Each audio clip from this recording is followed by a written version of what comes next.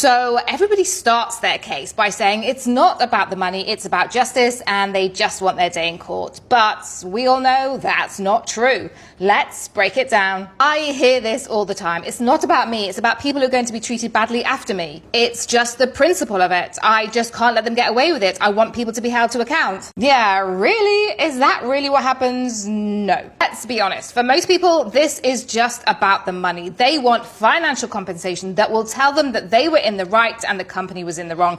And there's nothing wrong with that. But even if, and I don't necessarily believe you, but even if you're not thinking along those lines and you do want your day in court, then you need to know that tribunal is a huge risk. And by tribunal, I mean going all the way. I mean fighting this for 3 years. I mean driving yourself crazy with all of the directions, with all of the documents, with all of the back and forth, with dealing with their lawyers. Judges can be very unpredictable, believe me. Evidence can land very differently than you expect. And 3 years down the line, you have no idea what those witnesses against you are going to say on the stand. Yes, they may have been feeling guilty for whatever they did at the time, but 3 years later, they've moved on. Believe me when I say the stress, the prep, and the hearing takes over your life. And a tribunal is about forensic examination of what you did, not your intentions or what you meant to do, but what happened and what you did. You will find that a tribunal hearing will pick on 1 or 2 or maybe 3 tiny things that you never even thought of were part of your case, and that can become your ride or die. Everything will just depend on those minute things that you didn't even think about. Which also means you can't predict how it's going to end or the value of your case. So what normally happens, and I'm just sharing my experience, is that when an employer says we're happy to proceed and an employee says there's no way I'm settling,